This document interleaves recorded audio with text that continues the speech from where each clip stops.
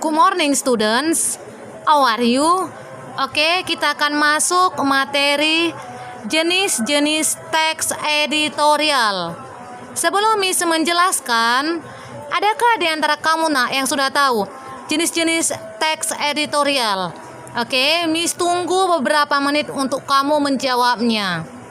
Oke, jawaban kamu sudah baik, Miss akan menyimpulkan kembali.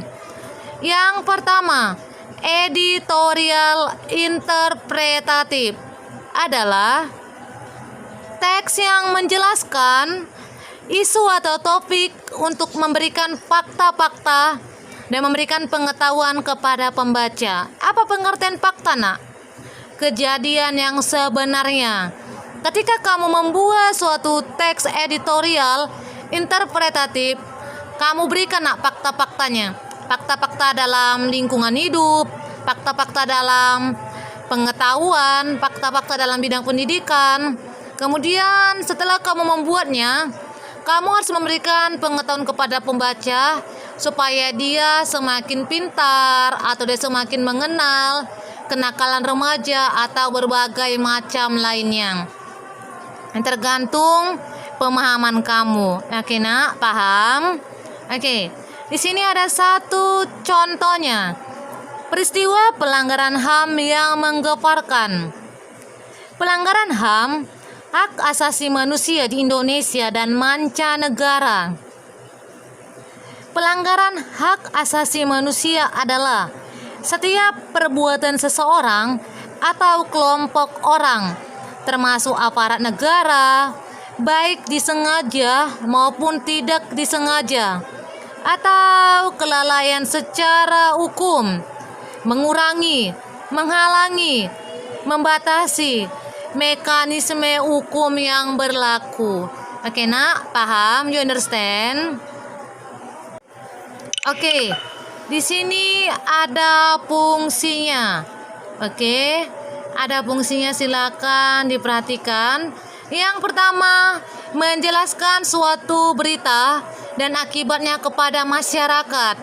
Ketika kamu membuat sebuah teks editorial mengenai berita yang akan kamu sampaikan, berita mengenai lingkungan hidup, kenakalan remaja, bagian macam lainnya, kamu harus menjelaskan apa saja akibatnya, nak.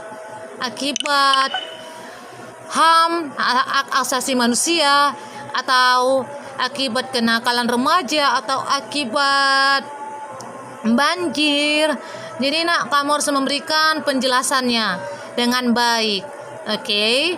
Yang bagian B, memberi latar belakang dari kaitan berita. Ketika kamu sudah membuat sebuah berita, nak, latar belakang masalahnya apa?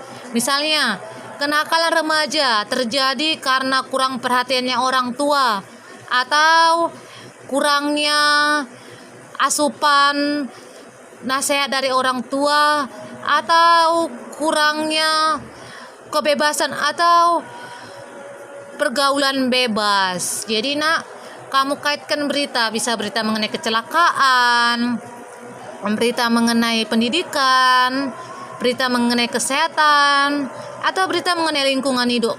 Bebas, sesuai dengan kemampuan pemahaman kamu. Oke, bagian C, mempersiapkan masyarakat akan kemungkinan yang bisa terjadi. Ketika kamu sudah menjelaskan mengenai kenakalan remaja, kamu harus bisa mengajak masyarakat untuk tidak melakukan tindakan yang tidak baik seperti pergaulan bebas, atau memakai narkoba, atau membuang sampah sembarangan. Kamu berikan solusinya, nak. Oke. Yang bagian D, memberikan penilaian moral mengenai berita yang ada. Ketika kamu sudah menjelaskan mengenai banjir, mengenai kecelakaan, mengenai narkoba, mengenai kenakalan yang tidak masuk akal, kamu harus memberikan nilai moralnya, nak. Apa saja solusinya, nak? Berikan pandangan kamu. Kita tidak boleh memakai narkoba karena narkoba akan merusak masa depan kita, akan membuat pola pikir kita semakin tidak baik, atau membuat kita semakin tidak berarti dalam kehidupan kita. Oke, nak, paham? Oke, yang kedua, editorial yang kontroversial adalah teks yang meyakinkan pembaca pada keinginan atau kepercayaan pada suatu isu. Ketika kamu sudah membuat sebuah teks editorial kontroversial, kamu harus meyakinkan pembaca mengenai berita yang akan kamu sampaikan. Contohnya, berita mengenai kecelakaan, berita mengenai kebakaran, berita mengenai kejadian, berita mengenai narkoba, atau berbagai macam lainnya. Kamu yakinkan pembaca dengan data yang akurat, bisa melalui televisi, koran, majalah, dan berbagai macam lainnya. Di sini ada satu contohnya. Kebijakan itu harus efektif diimplementasikan. Untuk apakah sebuah peraturan dibuat? Agar bisa diimplementasikan. Karena peraturan dibuat untuk kepentingan bersama. Apa jadinya kalau peraturan dibuat tetapi tidak efektif dilaksanakan?